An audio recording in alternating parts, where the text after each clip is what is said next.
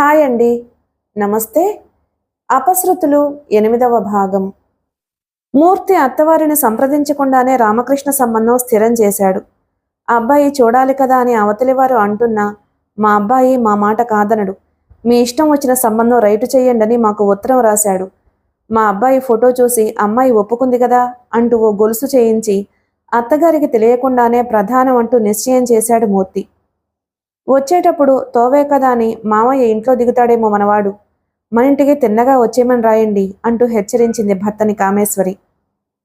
ఆ పిల్ల జబ్బు పడింది కదా, ఓసారి చూసి రారాదు, మీ అన్నయ్యను మెప్పించడం కోసం. ఏమంటావు? భార్యను అడిగాడు మూర్తి. ఫోన్లిద్దరు. వాడిప్పుడది రమకూతురంటే నమ్మేవారెవరు? అలానే మనవాడికి అంటగట్టాలని నే వెళ్ళను బాబు. మనవాడొచ్చి వాడికి ఆ 4 అక్షంతలు పడేదాకా ఇల్లు కదలను అంది కామేశ్వరి. నిన్ను చూడాలనుంది. నా ఆరోగ్యం ఏమీ బాగోలేదు. తొందరగా వీలు చూసుకుని వచ్చేయి అంటూ కొడుక్కి ఉత్తరం రాశాడు మూర్తి. రాధ టెంపరేచర్ నార్మల్కి వచ్చింది. ఆ ఇంట్లో వ్యక్తులందరి మోహాల్లో ఆనందరేఖలు విరిశాయి. అందరూ కంటికి రెప్పలా గారంగా చూస్తున్నారు రాధని. పథ్యం చారు అన్నం తినిపిస్తూ జానకమ్మ, నా తల్లి, మీ అమ్మ నాన్న మూర్ఖత్వం కాదు గాని ఎన్ని బాధలు పడ్డావమ్మా అంటూ కళ్ళొత్తుకుంది. ఆమె వదనంలోకి చూస్తూ, మా అమ్మా నాన్న మీకు తెలుసా బామ్మగారు? ఆశ్చర్యంగా ప్రశ్నించింది రాధ. నీతోనూ నలుగురికి చెప్పుకోవడానికి సిగ్గుపడిపోయాడమ్మా. వాడి గుండెల్లో బాధంతా ఇముడ్చుకుని లోకం ఏమనిపోతుందో అని స్నేహితుడు కూతురువని చెప్పుకుంటున్నాడు. వాడే నా కొడుకేనమ్మా నీ తండ్రి. బామ్మగారు, నిర్ఘాంతపోయింది రాధ. అవునమ్మా, పోని నీరు పల్లానికే పారుతుంది అని భగవంతుడు మీ వారి దగ్గరకే నిన్ను చేర్చాడు. ఏవేవో ఆలోచనలతో తల వేడెక్కిపోతుంటే, హృదయం తీవ్రంగా స్పందిస్తుంటే, ఏటో శూన్యంలోకి చూస్తూ మౌనంగా ఉండిపోయింది కొన్ని క్షణాలు. ఇంకొంచెం అన్నం తీసుకురానా అడిగింది జానకమ్మ. వద్దు బామ్మగారు. అయితే నిజంగా మీరు నాకు? సంభ్రమంగా జానకమ్మ వైపు చూసింది రాధ. అవునమ్మా, బామ్మని, నీ తండ్రి తల్లిని. మీ అమ్మకు ఎంత చెప్పాను తల్లి కాపురం నిలబెట్టుకోమని. అయితే మా అమ్మ మీ ఎవరి మాట వినేది కాదా బామ్మ? తన తండ్రి తల్లి అని అనుకోగానే పట్టలేని సంతోషం, ఆమె ఆత్మీయురాలనే స్వతంత్రం, ఏవేవో అడిగి తెలుసుకోవాలి అన్న ఉత్సుకత మెల్లగా లేచి కూర్చుంది రాధ. పడుకో, మీ నాన్న ఇప్పుడప్పుడే నీకు అలా చెప్పొద్దన్నాడు. హైరాణ పడకు. ఎలాగో అలా ఇద్దరూ కలిసి నిన్ను దిక్కుమాలిన దానిలాగా చేశారు కొన్నాళ్ళు. ఏదో జరిగిపోయిందెందుకు? ఇద్దరూ మూర్ఖులే, మీ అమ్మ నాన్న కూడా. పడుకోమ్మా. నీ తండ్రి ఇంట్లో నువ్వున్నావు. తాతగారు చూస్తే నన్ను తిడతారే తల్లి. కంగారు పడిపోయింది జానకమ్మ. రాధ వణుకుతూ లేచి కూర్చునేసరికి, సరే పడుకుంటానులే బామ్మ. చిన్నగా నవ్వి నడుం వాల్చింది రాధ. సాయంత్రం శ్రీనివాసరావు పొలం నుంచి వచ్చే లోపల అందర్నీ, రంగనాథాన్ని, శాంతని, నిజంగా నాకు బాబాయ్ నాన్నగారేనా అని ప్రశ్నించింది రాధ. నిజమేనమ్మా అని రమ తమ ఇంట్లో నుంచి వెళ్ళిపోవడం, తన కొడుకు ఏదో అనుమానించడం అన్నీ నెమ్మదిగా చెప్పి, రమే మావాడేదో కోపంతో తిట్టాడని విడాకులిచ్చింది అన్నాడు రంగనాథం. అయితే నాన్న తిట్టినంత మాత్రాన అమ్మ విడాకులిచ్చిందా? నమ్మలేనట్లు చూస్తూ ప్రశ్నించింది రాధ. ఆమె ఉద్యోగం చేయడం, మగవాళ్లతో చనువుగా మాట్లాడడం వీడికి ఇష్టమయ్యేవి కావు. ఆమె మానేది కాదు. వారిద్దరూ ఓ చోట మేమో చోట కదమ్మా ఉండేవారం. పగలు పెంచేసుకున్నారు. టపీమని విడాకులిచ్చి వెళ్ళిపోయింది. కాని కాస్త ముందు వెనక ఆలోచించిందా అంటూ ఆగాడు రంగనాథం. మీరేమన్నా సలహా ఇవ్వకపోయారా? అతని వదనంలోకి సూటిగా చూసి చిన్నగా నవ్వింది రాధ. నేనో పాపిష్టివాణ్ణి. అట్టే మాట్లాడి మనసు ఆందోళన చేసుకోకు. చూసావా, వీణ్ణి పట్టలేకపోయామనుకో, ఈ 4 రోజులు వచ్చేస్తున్నాడు అంటూ రమాకుమార్ని ఎత్తుకున్నాడు రంగనాథం గది గుమ్మం వరకు నడిచి. నాకివ్వండి తాతయ్య అంటూ నెమ్మదిగా కూర్చుని చేతులు చాచింది రాధ. రమనెత్తుకుని ముద్దులాడుతూ, బాబు, అక్కయ్య దగ్గరకు రాకుండా నిన్ను పట్టుకునేవారు కదూ తాత అంది రాధ. రాధ క్రమంగా కోలుకుంటుంది. రంగనాథం ఓ రోజు కూతురు దగ్గరకు ప్రయాణమై అడిగేస్తాన్రా, ఎవడి కోసం చేసుకుంటుంది మేనరికం అన్నాడు శ్రీనివాసరావుతో. రామకృష్ణ ఆ మధ్య ఉత్తరం రాశాడు నాన్న. చాలా కాలం తర్వాత వాళ్ళ నాన్నకు ఎలా ఉందో అని కంగారు పడుతూ రాశాడు. అతను తనకేదో జబ్బని రాశాడు కాబోలు. జవాబు రాశానులేండి, మరేమీ భయపడకు. మీ నాన్న పిడుగులా ఉన్నాడని, బహుశా వారం రోజుల్లో బయలుదేరతాడు. ముందు మన ఇంటికే వస్తాడేమోలేండి, వాణ్ణి అడిగి. అబ్బే అలా కాదు, మూర్తితో మాట్లాడొస్తాను అంటూ ఆయన ప్రయాణం మానకూడదన్నట్లు వెళ్ళిపోయాడు రంగనాథం. సాయంత్రం పొలం నుంచి వచ్చిన శ్రీనివాసరావు రమాకుమార్ నెత్తుకుని రాధ మంచం మీద తలవైపున కూర్చుంటూ, ఎలా ఉందమ్మా ఒంట్లో? ఏమిటో, చాలా రోజులై నాతో ఫ్రీగా మాట్లాడడం మానేశావు. మీ తాతయ్య నీ పెళ్లి మాటల కోసం అత్తయ్య ఇంటికి వెళ్లారు తెలుసా అన్నాడు. ఎన్ని రోజులయ్యో అనుకుంటుంది రాధ. నీ తండ్రిని నేనని అతను ఎందుకు చెప్పకూడదు? ఇంట్లో అందరికీ చెప్పినట్లు తనకి ఓ రోజు చెప్తాడేమో అని. కానీ అతను మామూలు బాబాయిగానే మాట్లాడుతున్నాడు. మీకెందుకు అనవసరంగా పెళ్లి ఖర్చులు? మా నాన్న దగ్గరికి నన్ను దిగబెట్టేయండి అంది పెదవులు బిగబడుతూ. మీ నాన్న దగ్గరకు వెళ్ళనన్నావు? ఓ రోజు నవ్వుతూ ప్రశ్నించాడు శ్రీనివాసరావు. ఆహా, వెళ్తాను. మా నాన్న దగ్గరికి నన్ను తీసుకువెళ్ళండి. పెళ్ళాన్ని మోసగించి వదిలేసి పెద్ద మనిషిలా చలామణి అవుతున్న అతన్ని చూసి అన్నీ అడిగేయాలి. నేను నేను ఏం పాపం చేశాను? నన్ను ఎందుకు ఈ లోకంలో దిక్కులేని దాన్నిగా చేయాలి? ఆమెకు దుఃఖం పొర్లుకొచ్చింది. మెల్లగా రాధ తల తన ఒడిలోకి తీసుకుని ఆర్ద్రకంఠంతో, నన్ను క్షమించమ్మా. నేనే నీ తండ్రిని. నీకెవరు చెప్పారు ఇంట్లో? అందుకే నా మీద కోపంగా ఉంటున్నావు అన్నాడు శ్రీనివాసరావు. అమ్మ మీ మీద కోపగించుకుని ఏం చేయగలిగింది? నేను ఏం చేయగలను నాన్న? నేను ఏం పాపం చేశాను నాన్న? సమర్థుడైన తండ్రి కడుపున పుట్టి ఆ వేళ హోటల్లో అంటూ వెక్కి వెక్కి ఏడుస్తుంది రాధ. రమను కిందకి దించి రాధ తల హృదయానికి హత్తుకుంటూ, చచ్చిన పామని కొట్టడం ఎందుకమ్మా? మీ అమ్మ పవిత్రురాలు. అందుకే ఆమె రక్తమాంసాలు పంచుకు పుట్టిన బిడ్డ పతనం కాకుండా భగవంతుడు కాపాడాడు. నన్ను క్షమించమ్మా. ఇంకెప్పుడు ఇలా కంటతడి పెట్టకు అంటూ ఓదార్చాడు శ్రీనివాసరావు. కొన్ని క్షణాలు నిశ్శబ్దంగా దొర్లిన తరువాత మొహం కళ్ళు చీరచెంగుతో తుడుచుకుని, వాసురావు రానిండి నాన్న, నాకు పెళ్లి ప్రయత్నాలు చెయ్యొద్దు అంది రాధ. అంటే అతన్ని? చచా కాదు నాన్న, మీ దగ్గర ఓ సంగతి దాచాను. కానీ నేను వాసురావు అతని మిత్రుడు రామకృష్ణ వచ్చేదాకా ఎవరికీ చెప్పనని మాటిచ్చాను. ఎన్నిసార్లు దుఃఖంలో ఆవేదనలో ఆ సంగతి మీకు చెప్పబోయి మానేశాను. ఎవరికిచ్చావు మాట? బొమ్మముడితో పాటు రాధవైపు చూస్తూ అన్నాడు శ్రీనివాసరావు. ఆ మిత్రులిద్దరికీ. మరేమీ ప్రశ్నించొద్దు, క్షమించండి బరువుగా ధ్వనించింది ఆమె గొంతు. సరేలే, నీ ఇష్టం అన్నాడు శ్రీనివాసరావు. రాధ శ్రీనివాసరావు కూతురే అని, రమని నిష్కారణంగా నిందించి వదిలేశాడని, కూతురు గనకే 10,000 ఇచ్చి హోటల్లో కొన్నాడని ఇంకా అనేక రకాలుగా గుసగుసలాడారు ఊళ్ళో వాళ్ళు. ఎవరేమనుకున్నా ఖాతరు చేయడం లేదు శ్రీనివాసరావు. కూతురు దగ్గర నుంచి వచ్చిన రంగనాథం, ఏం కూతుళ్ళు ఏమి అభిమానాలు. మన కొంప దోచుకు తిన్నారా? రాధని కోడల్ని చేసుకోండి, మీరు కోరిన కట్నం నా కొడుకిస్తాడు అంటే ఆ మూర్తి వాడే మన అల్లుడు. సంబంధం నిశ్చయం చేసుకున్నాం, మరెలా మామగారు అన్నాడు అంటూ గుమ్మంలో చతికిలబడ్డాడు. పోనిండి నాన్న, ఆ మాత్రం సంబంధం రాధకి రాకపోదు చిరాగ్గా అన్నాడు శ్రీనివాసరావు. అన్న కూతురని, తల్లి లేని పిల్లని అభిమానం లేకుండా కామేశ్వరే కాదంది అంటే పోన్లేండి, దాని అన్నం ఎక్కడుంటే అక్కడే పడుతుంది అంది జానకమ్మ. పోనీ మన పిల్లకి అందం లేదా, చదువు లేదా? మనమేమి కట్నం ఇవ్వలేమా? చేసుకొనివ్వండి పై సంబంధం రోషంగా అంది శాంత. ఆ రోజంతా కామేశ్వరి కొడుక్కి పిల్లని చేసుకోవడానికి నచ్చలేదు అని నిష్ఠూరాలు ఆడుకున్నారు రంగనాథం, శాంత, జానకమ్మ. పిన్ని, నీ కూతురు అందం అంటూ గర్వంగా మాట్లాడుతున్నావు. కొంపదీసి పెళ్లివారిని తీసుకురాకు కొన్నాళ్ళు, నా క్రాఫ్ చూసి పారిపోతారు అంటూ నవ్వింది రాధ. చారుడు తల అంతా రాలిపోయింది అంది జానకమ్మ. రామకృష్ణ రాక కోసం ఎదురు చూస్తున్న రాధకి కాలం దీర్ఘంగా నడుస్తున్నట్టు అనిపిస్తుంది. వెళ్ళిపోవడానికి ప్రయాణమవుతున్న రామకృష్ణని, ముందు ఎక్కడికి వెళ్తావు ప్రశ్నించాడు వాసురావు. ఎక్కడికి వెళ్తాననుకుంటున్నావు అన్నాడు రామకృష్ణ నవ్వుతూ. రాధని చూడాలని తలవాల్చాడు వాసురావు. అవును, తెలిసి ఎందుకు ప్రశ్నించావు? మరెక్కడా వదిలిపెట్టను, మా ఇంటికే తీసుకుపోతాను. పెళ్లి చేసుకున్నాను అని చెప్తాను. మీరేమీ రభస చేయకుండా ఊరుకున్నారా సరే, లేదా ఏదన్నా ఉద్యోగం చేసి బ్రతుకుతాం అన్నాడు రామకృష్ణ. ప్లేన్ ఎక్కబోతున్న రామకృష్ణ జేబులో 2 కాగితాలు పెడుతూ, తర్వాత చదువుకు, ధైర్యంగా ఉండు అంటూ హెచ్చరించాడు వాసురావు. ఉత్తరాలు చదివిన రామకృష్ణకు తల తిరిగినట్లు అనిపించింది. మొదటి ఉత్తరం. కృష్ణ, అన్నయ్య మా నాన్నగారు పోయారని చాలా రోజుల క్రితమే రాశాడు, కానీ ఆ సంగతి నీకు చెప్పలేదు. నాన్నగారు లేని ఆ ఇంట్లో రాధ ఎలా ఉంటుందని నువ్వు ఎక్కడే చదువు వదిలి వెళ్ళిపోతావు, అందుకని చెప్పలేదు. తర్వాత నేను రాధ సంగతి తెలియపరచమని రాసిన ఉత్తరానికి జవాబు, రాధ ఎవరితోనో లేచిపోయిందని వచ్చింది. అన్నయ్య రాసిన ఉత్తరం కూడా ఇచ్చాను, చదువుకో కృష్ణ. అందుకే పెద్దలు వంశం సాంప్రదాయం అంటారు. రాధ అమ్మ భర్తకు విడాకులిచ్చింది. రాధ నిన్ను నమ్మించి మోసం చేసింది. జరిగిందంతా పీడకలగా విస్మరించి గతం మర్చిపో. భవిష్యత్తు నిరాశమయం చేసుకోక నీ తల్లిదండ్రులు తెచ్చిన అమ్మాయిని తొందరగా పెళ్లి చేసుకో. నీ హృదయంలో ఏర్పడ్డ గాయం మానే మార్గం అదే.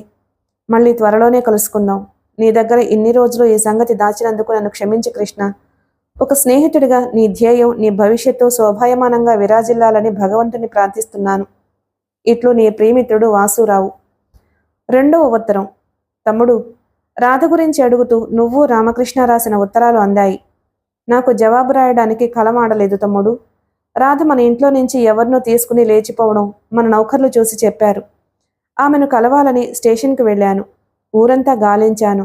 కానీ ఆమె జాడ తెలియలేదు. కొన్నాళ్లుగా ఓ యువకుడిని రాధ కలుస్తుందని మన మిత్రులు కొందరు చెప్పారు. మనం ఏం చేస్తాం? దానికి పెళ్లి చేయాలనుకున్నాను. దాని కర్మ పోయింది అంటూ రాసిన ఉత్తరం. రామకృష్ణ హృదయం విలవిలా తన్నుకుంది. రాధ రాధ ఎంత పనిచేసింది. అమాయకంగా ముగ్ధలా ఉండే రాధ కులట. ఆమెను తాను పెళ్లి చేసుకున్నాడు. చిచ్చి! అతని కళ్లల్లో ఎర్రగా జీరలు తేలాయి. మోహం పీకిపోయింది. కొన్ని క్షణాల తరువాత అలసిపోయినట్లయిపోయిన రామకృష్ణ బరువుగా కళ్ళు మూసుకున్నాడు. ముందు ఎక్కడికి వెళ్ళాలి అని ప్రశ్నించుకున్న రామకృష్ణ, అమ్మా నాన్న దగ్గరకు వెళితే మళ్ళీ పెళ్లి గొడవ. మామయ్య ఇంటికి వెళ్ళి కొన్ని రోజులు ఏకాంతంగా అతని పొలంలో ఉండిపోతాను అనే నిశ్చయానికి వచ్చాడు. అనుకోకుండా వచ్చిన రామకృష్ణను ఆదరంగా సంతోషంగా చూస్తూ, ఎన్నాళ్లకు చూశాన్రా బాబు, రా. అబ్బా, దొరబాబులాగా ఉన్నాడే. మా ముసలి వాళ్ళని చూడాలనిపించలేదా బాబు అంటూ రామకృష్ణను దగ్గరకు తీసుకుంది జానకమ్మ. ఏరా, ఇదేనా రావడం? అమ్మా నాన్నని చూసే వచ్చావా అడిగారు రంగనాథం. ఇలానే వచ్చాను తాతయ్య, ఇంకా ఇంటికి వెళ్ళలేదు. మామయ్య ఏడి? మామయ్య కొడుకేడి? శుభలేఖ చూసి నమ్మలేకపోయాను. నిజంగా అత్తయ్య కన్నద అబ్బాయిని అంటూ వరండాలోకి వచ్చిన శాంత వైపు చూసి నవ్వాడు రామకృష్ణ. ఈ అత్తయ్య కాక మామయ్య మరో అత్తయ్యని తెచ్చారనుకున్నావేమిటి? మామయ్య పొలానికి వెళ్ళారు. రా, నిల్చునే ఉండిపోయావు, కాఫీ తీసుకో అంటూ గబగబా కాఫీ తెచ్చిచ్చింది శాంత.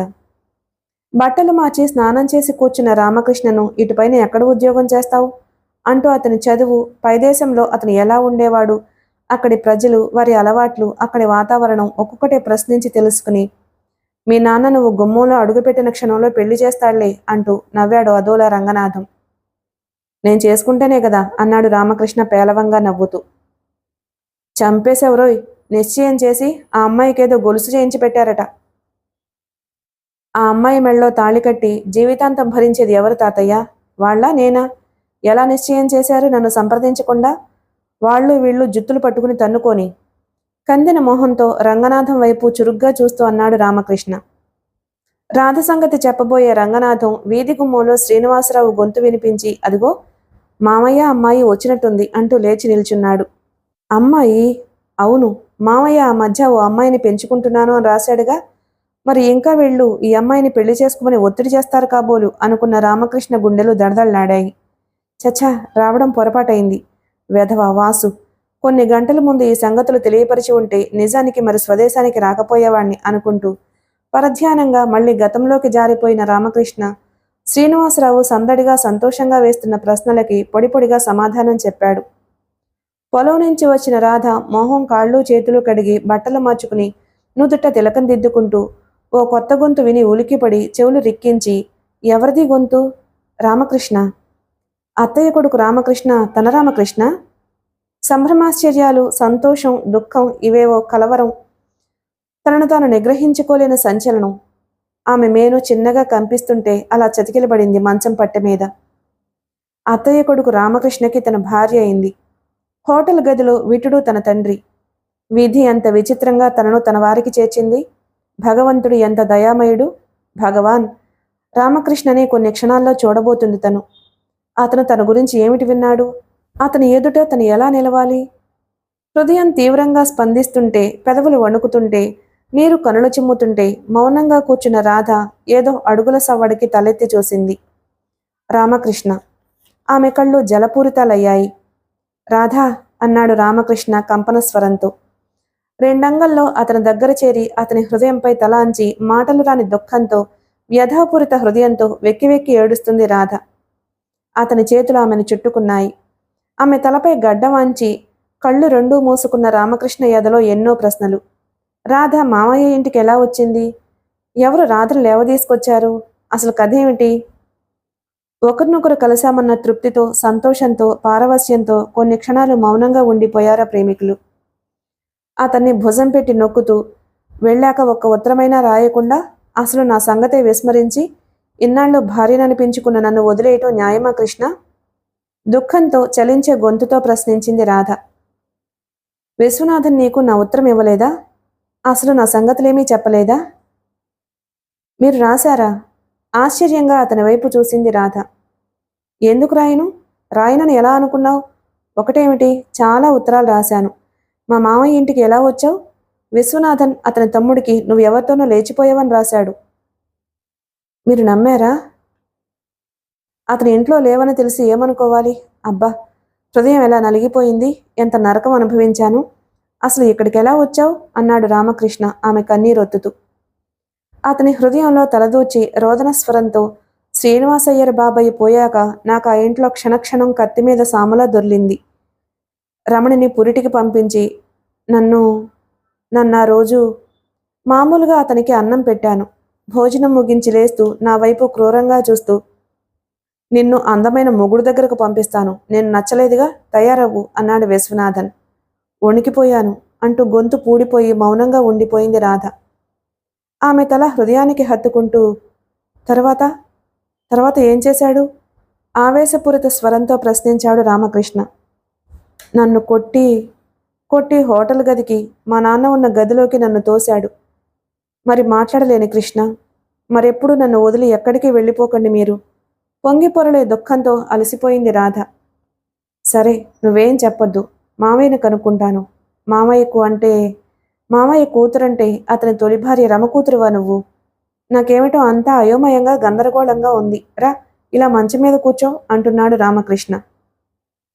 అంతకు 10 నిమిషాల పూర్వమే వారిని కనిపెట్టి గుమ్మంచాటును నిల్చుని చూసే వ్యక్తుల్ని వారు గమనించనే లేదు. వారిద్దరినీ అలా చూసిన శాంత కంగారుగా శ్రీనివాసరావు జబ్బ పట్టుకుని తీసుకొచ్చి వారిని చూపించి, ఏమిటి సంగతి అన్నట్టు చెయ్యూపి ప్రశ్నించింది. నాకు తెలీదు అన్నట్లు ఆశ్చర్యపోతూ ముసిముసిగా నవ్వుకుంటూ చేతులోపి సంజ్ఞ చేశాడు శ్రీనివాసరావు. అసలు రాధకి రామకృష్ణకు ఎలాంటి పరిచయమో తెలుసుకోవాలి అన్న ఆతృత అణుచుకోలేని శ్రీనివాసరావు చిన్నగా దగ్గి కృష్ణ అని పిలిచాడు. ఇలా రామయ్య అన్నాడు రామకృష్ణ. తడబాటుగా గది గుమ్మలో నిల్చుని రామకృష్ణ చేతుల్లో వాలి ఉన్న రాధని చూసి చప్పున తలవాల్చి చెయ్యి ముందుకు చాపి ఏమిటన్నట్టు ఊపాడు శ్రీనివాసరావు. రాధ నా భార్య మావయ్య. సుమారు 2 ఏళ్ల క్రితం రాధని పెళ్లి చేసుకున్నాను. దిగ్భ్రాంతుడై ఆనందాశ్చర్యాలతో కొన్ని క్షణాలు రెప్పవాల్చకుండా చూశాడు వారి వైపు శ్రీనివాసరావు. అంతకన్నా తాను కలగంటుందో ఇదంతా నిజంగా జరుగుతుందో తెలియక ఆశ్చర్యంగా చూస్తుంది శాంత. ఏమిటి అలా వణికిపోతున్నావు? అలా కాసేపు పడుకుని విశ్రాంతి తీసుకో అంటూ రాధను మంచం వైపు నడిపించాడు రామకృష్ణ. అంటే అన్నాడు శ్రీనివాసరావు కొంచెం ఆ అవస్థలో నుంచి తేరుకుని. అవతల మాట్లాడుకున్నావు రండి మావయ్య. తాను ఒట్టి పిరికి గుండెది, అందుకు తగ్గట్టుగానే ఆమె జీవితం గడిచింది అంటూ అవతలకొచ్చాడు రామకృష్ణ, శ్రీనివాసరావు, శాంత, జానకమ్మ, రంగనాథం అందరూ సమావేశమే కూర్చుని మరో కొత్త వింత, ఇదో రకమైన సంతోషం చవిచూస్తూ సంభాషించుకుంటున్నారు. తాను హోటల్లో బస చేసింది మొదలు ఈనాటి వరకు జరిగింది చెప్పి, రాధతో నీకెన్నాళ్ళై పరిచయం అడిగాడు శ్రీనివాసరావు. రాధ 14 ఏళ్ల అమ్మాయిగా ఉన్నప్పుడు తన హృదయంలో ప్రవేశించి ఎలా తన భార్య అయింది క్లుప్తంగా చెప్పాడు రామకృష్ణ. మరి మీ నాన్న అన్నాడు రంగనాథం. పకపకా నవ్వాడు శ్రీనివాసరావు. అతనితో అందరూ కాసేపు నవ్వారు, ఏవేవో చలోక్తులు విసురుతూ. ఆ సాయంకాలమే ఆఖరి బస్సులో కూతురింటికి వెళ్ళాడు రంగనాథం. ఒక్కో మాట మాట్లాడుతూ రామకృష్ణ రాధ రిజిస్టర్ మ్యారేజ్ ఎప్పుడో చేసుకున్నారని, కావాలంటే ఆ కాగితాలు గట్రా ఆ పెళ్లి తాలూకవి చూపిస్తానని రామకృష్ణ అంటున్నాడని, రామకృష్ణ తన ఇంటికి వచ్చింది మొదలు అన్ని సంగతులు కూతురు అల్లుడు వింటూ ఉండగా చెప్పాడు రంగనాథం. నమ్మి నమ్మలేక కొంతసేపు సతమతమై మన్నాడు రంగనాథంతో ప్రయాణమయ్యారు కామేశ్వరి, మూర్తి, ముసలాయన్ని నౌకర్లకు అప్పగించి. రాధని తను ఎలా తీసుకొచ్చాడో, రామకృష్ణ తన ఇంటికి వచ్చాక ఏం జరిగిందో, రామకృష్ణ ఏం చెప్పాడో అన్నీ మూర్తికి విశదంగా చెప్పి, చూసావా బావా, నీకు నాకు తెలియకుండా వాళ్ళు ఎప్పుడో భార్యాభర్తలైపోయారు అంటూ నవ్వాడు శ్రీనివాసరావు. తల అడ్డంగా ఊపి, ఇదెలా కుదురుతుంది అన్నాడు మూర్తి. కుదరకపోతే మానేయండి నాన్న, మీ ఆస్తి నాకేమీ అక్కర్లేదు, మీ గుమ్మం తొక్కొద్దంటారు, మానేస్తాం అంతే గదు అన్నాడు రామకృష్ణ. ఈ అమ్మాయి రమకూతురని రుజువు చేయమన్నాడు మూర్తి. శ్రీనివాసరావు మాట అతను నమ్మలేదు. విశ్వనాథన్ని ఏమో అడగాలని, ఏదో చెయ్యాలని ఉడికిపోతున్న రామకృష్ణ, రండి నాన్న, మనందరం విశ్వనాథన్ ఇంటికి వెళ్దాం, అక్కడ ఆమె తాలూకు పుట్టుపూర్వోత్తరాలు తెలుస్తాయి అన్నాడు. వాడింటిగా? కోపంగా పళ్ళు కొరికాడు శ్రీనివాసరావు.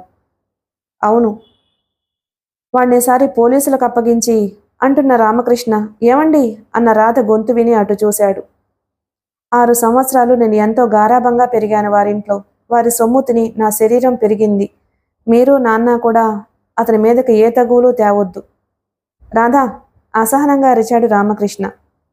అవును అంతే, ఏమన్నా అడగండి, నా తాలూకు సామాన్లు మా అమ్మ ఎవరో మీకు తెలుసుకోవచ్చు, అంతేగాని వారి కుటుంబానికి ఎటువంటి చీకాకులు తేవద్దు, నా మీద ఒట్టు అంటూ చివాలను వెనుదిరిగి వెళ్ళిపోయింది రాధ. డ్రాయింగ్ రూమ్లో పేపర్ చూస్తూ కూర్చున్న విశ్వనాథన్ స్ప్రింగ్ డోర్ తలుపు తెరుచుకోగానే అటు చూసి పెదవులపై కృత్రిమపు నవ్వు పులుముకుంటూ, హలో రామకృష్ణ, గుడ్ మార్నింగ్ అంటూ లేచి నిల్చుని చెయ్యి ముందుకు చాచాడు. అతని వైపు కసిగా చూస్తూ, రాధని పిలువు ఓసారి విశ్వనాథన్ అన్నాడు రామకృష్ణ. రాధ ఎవరితోనూ లేచిపోయింది అని చాలా రోజు క్రితమే ఉత్తరం రాశానే. ఏనుగుపై లంఘించే సింహంలా ముందుకు దూకి విశ్వనాథన్ కాలర్ చేత్తో పట్టుకుని చెల్లు చెల్లున చెంపలపై కొట్టాడు రామకృష్ణ. రాధ లేచిపోయిందా రాస్కెల్ అంటూ. చెయ్యెత్తబోయిన విశ్వనాథన్ చేతులు గట్టిగా నొక్కి పట్టుకుని, ఛీ దుర్మార్గుడా, మీ తండ్రి కడుపున చెడబుట్టావు, నోరెత్తావో పోలీస్ రిపోర్ట్ ఇచ్చి నీ పరువు తీస్తాను, ఇలా రా మావయ్య గట్టిగా పిలిచాడు. శ్రీనివాసరావుని చూసిన విశ్వనాథన్ ఏదో గుర్తొచ్చి బెంబేలెత్తిపోతున్నాడు. రామకృష్ణ చేతిలో ఉన్న అతని చేతులు చిన్నగా కంపిస్తున్నాయి. అతని కూతుర్ని అతనికి 10,000 రూపాయలకు అమ్మేశావు అవునా? రాధని, నేను పెళ్లి చేసుకున్న నా భార్యను హోటల్ గదికి పడుపుగత్తెగా కొట్టి పంపించావు అవునా? అబద్ధం, రాధ నీ భార్య కాదు, అతని కూతురు కాదు అరిచాడు విశ్వనాథన్. నోర్ముయ్, నోరెత్తావో పోలీసులను పిలుస్తాను, రాధ తాలూకు సామాన్లు ఏమున్నాయో అన్నీ తెప్పించెక్కడికి, 10,000 మామయ్య ఇచ్చిన 10,000 ఇచ్చేయి మర్యాదగా. భయంకరంగా ఉన్నాడు రామకృష్ణ. శ్రీనివాసరావు, మూర్తి, రంగనాథం, శ్రీనివాసరావు మిత్రులు, ఆ పట్నంలోనే ఉంటున్న 4 పెద్దలు వరుసగా ప్రవేశించారు ఆ గదిలో. అందర్నీ చూసి కంగారుగా ఇక డబ్బా ఇస్తే లాభం లేదనుకున్న విశ్వనాథన్ గుట్టు చప్పుడు కాకుండా రాధ తాలూకు సామాన్లు 10,000 రూపాయలు ఇచ్చేశాడు. తాను రమ బ్రతికిన నాటి సంసారంలో కొన్ని సామాన్లు చూసిన శ్రీనివాసరావు హృదయం ద్రవించింది, కనులు చెమ్మగిల్లాయి. శ్రీను, అదేమిటలా ప్రశ్నించాడు మూర్తి. మరేం లేదు, నేనొక రాక్షసుణ్ణి. రాధ రమకూతురు అవునో కాదో ఆ పెట్టెలో ఎక్కడో రమరాసుకున్న డైరీలున్నాయట చదువు, మేమిద్దరం తీయించుకున్న ఫోటోలున్నాయట చూడు అన్నాడు శ్రీనివాసరావు నిష్ఠూరంగా. క్షమించు, అందరిలాగే నేను అనుమానపడ్డాను కానీ అంటూ ఆగాడు మూర్తి. ఇంకేమిటి, వాళ్ళు రిజిస్టర్ మ్యారేజ్ చేసుకున్నట్లు తెలుసుకున్నావుగా, మన వేడికి ఎందుకు మానేయాలి? వాడొక్కడే కొడుకు మీకు, ఒక్కతే ఆడపిల్ల నాకు, నా ఆస్తి సగంలో రాధకిచ్చి ఘనంగా పెళ్లి చేస్తాను. ఎందుకు మావయ్య అడ్డు తగిలాడు రామకృష్ణ. కొడుకు వైపు చిరాగ్గా చూసి, అన్నిట్లో నువ్వు జోక్యం పెట్టుకోకు, అవతల నిశ్చయమైన సంబంధం తప్పించుకోవాలి అన్నాడు మూర్తి. ఒరే, కనిపించినందుకు ఒక్క మాటన్నా మీ నాన్న మాట వినరా నవ్వాడు శ్రీనివాసరావు. రిజిస్టర్ మ్యారేజ్ అంటే పెళ్ళైనట్లు కాదని శాస్త్రోక్తంగా పెళ్లి జరిపించాలని పట్టుపట్టారు జానకమ్మ, రంగనాథం, రామకృష్ణ తాత రామకృష్ణ గారును.